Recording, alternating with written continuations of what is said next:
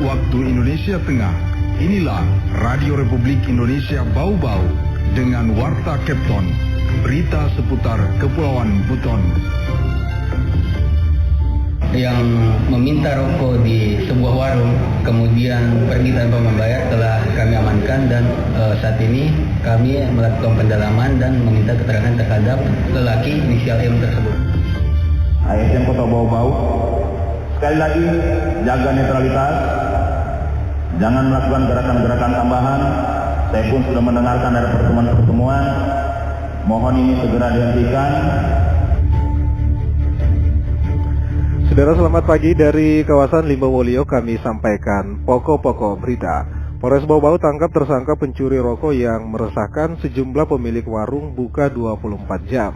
Jelang pemilihan kepala daerah serentak, aparatur sipil negara atau ASN, pemerintah Kota Bau-Bau diingatkan jaga netralitas, tidak membuat gerakan tambahan. Pendengar, inilah Warta Kepton pagi hari ini, tepatnya Kamis tanggal 16 Mei 2024 bersama saya, Bu Zuda.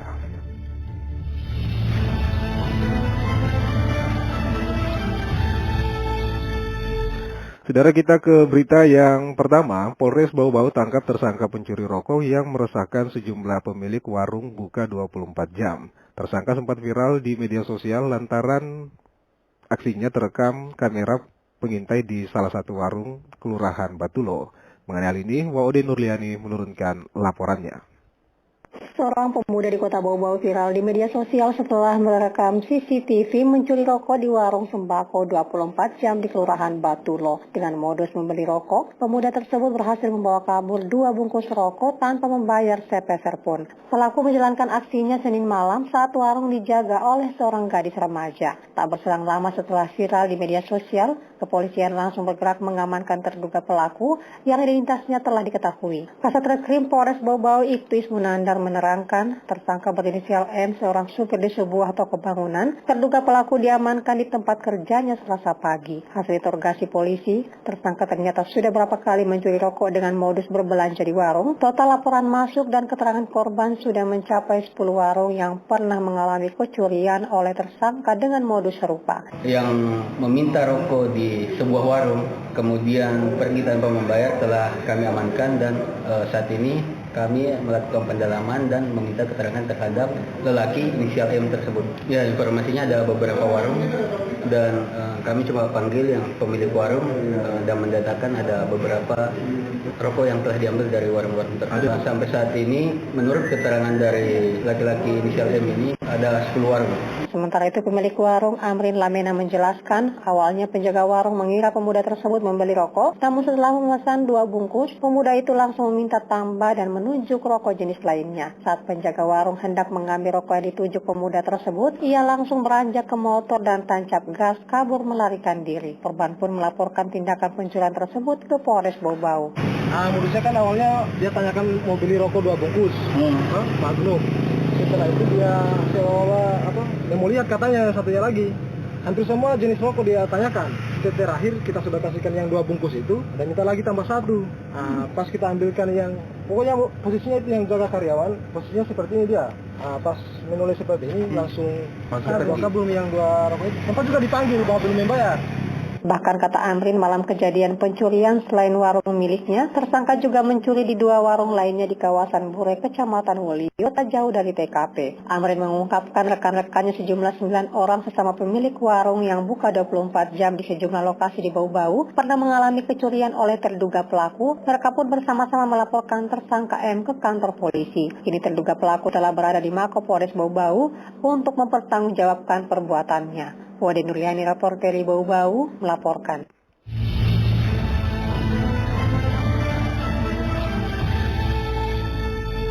Saudara, jelang pemilihan kepala daerah serentak aparatur sipil negara atau ASN, pemerintah Kota Bau-Bau diingatkan jaga netralitas, tidak membuat gerakan tambahan.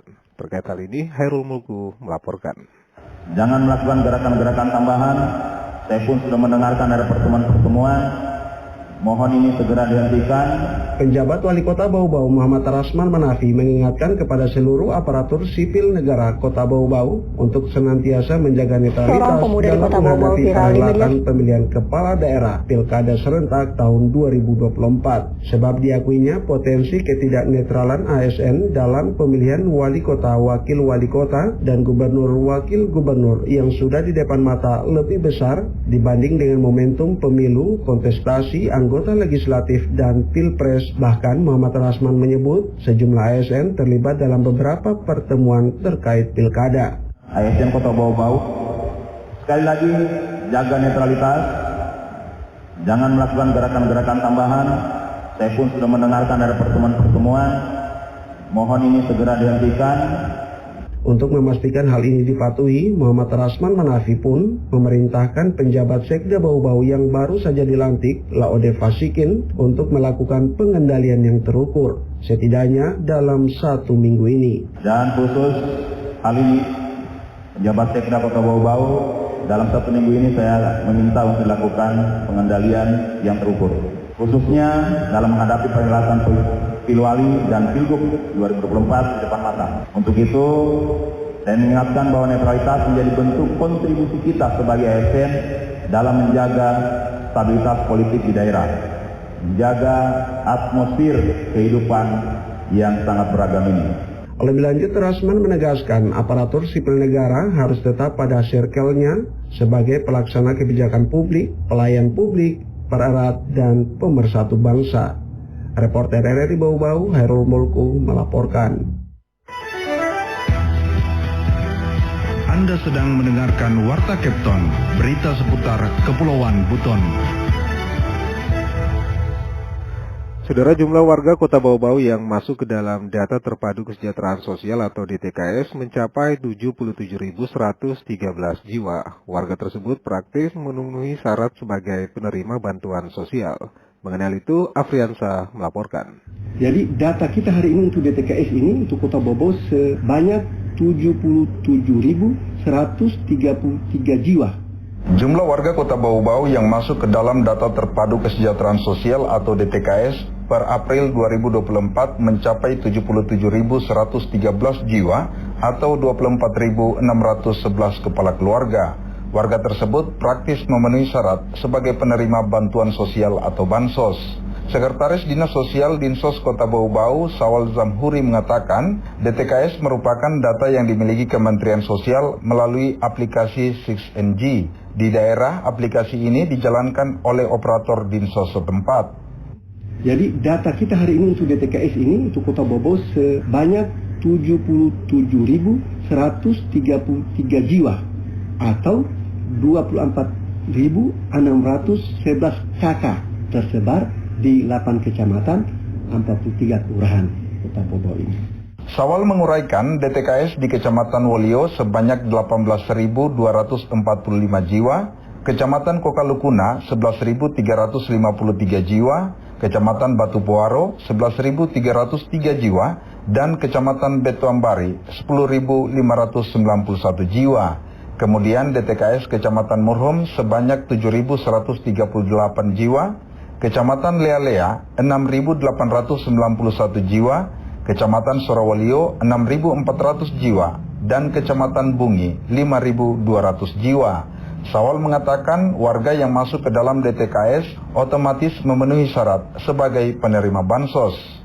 Jadi DTKS ini koneknya ini semua jenis bantuan sosial. Ini bisa mendapatkan kartu Indonesia Sehat, kartu Indonesia Pintar, terus bansos ini ada PKH, ada bantuan pangan non tunai, terus juga yang masuk dalam DTKS ini juga itu bisa mendapatkan subsidi lampu PLN, terus bisa juga mendapatkan untuk RUMTILAHU, rumah tidak layak huni. Ia mengatakan seorang warga bisa diusulkan masuk dalam DTKS apabila memenuhi kriteria miskin sesuai keputusan Menteri Sosial nomor 146 tahun 2013.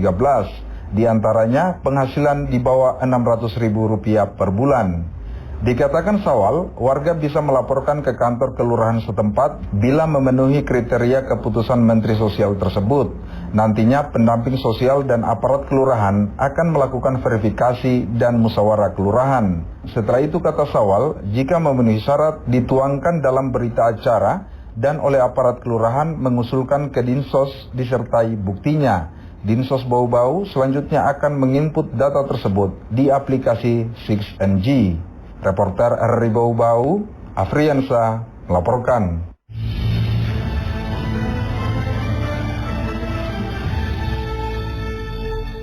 Saudara, kita beralih ke berita yang terakhir. Harga beras stabilisasi pasokan dan harga pangan atau SPHP sejak awal Mei 2024 mulai mengalami kenaikan. Berdasarkan informasi harga Dinas Perdagangan Kota Bau-Bau, nilai beras SPHP di sejumlah pasar rata-rata dibanderol Rp13.000 per kilogramnya. Kenaikannya karena faktor Bulog menaikkan harga eceran tertinggi atau HET. Kepala Bulog Bau-Bau melalui manajer supply chain Sahrul Budi dikonfirmasi oleh RRI ini membenarkan informasi tersebut. Ia menjelaskan kenaikan harga terjadi secara nasional sesuai surat pemerintah atau perintah perihal penugasan SPHP tahun 2024 semula dari Rp9.950 menjadi Rp11.000 per kilogramnya. Sahrul menyebutkan harga eceran tertinggi yang diwajibkan di pasar semula Rp10.400 kini menjadi Rp12.500 per kilogramnya. Sementara itu, setiap mitra Bulog Rumah Pangan Kita atau RPK diwajibkan menjual sesuai HET atau Rp62.000 per 5 kg paling tinggi yaitu Rp63.000 per kilogram. Lanjut Sahrul, kenaikan harga beras terjadi sejak 1 Mei 2024 dan surat penugasan penjualan dengan harga eceran tertinggi yaitu Rp12.500 yang berlaku hingga Desember 2024.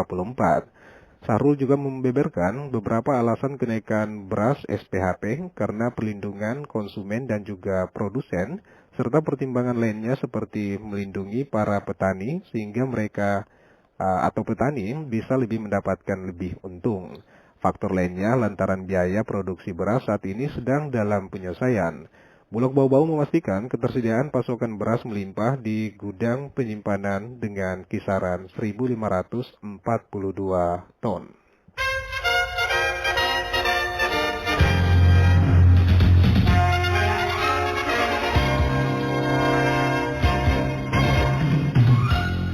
Saudara, sebelum kami akhiri, kembali kami sampaikan pokok-pokok berita. Polres Bau-Bau tangkap tersangka pencuri rokok yang meresahkan sejumlah pemilik warung buka 24 jam. Jelang pemilihan kepala daerah serentak, aparatur sipil negara atau ASN pemerintah Kota Bau-Bau diingatkan jaga netralitas, tidak membuat gerakan tambahan. Saudara, demikianlah Warta Kepton pagi hari ini. Mewakili kerabat kerja yang bertugas, kami ucapkan terima kasih atas perhatian Anda. Selamat pagi dan selamat beraktivitas.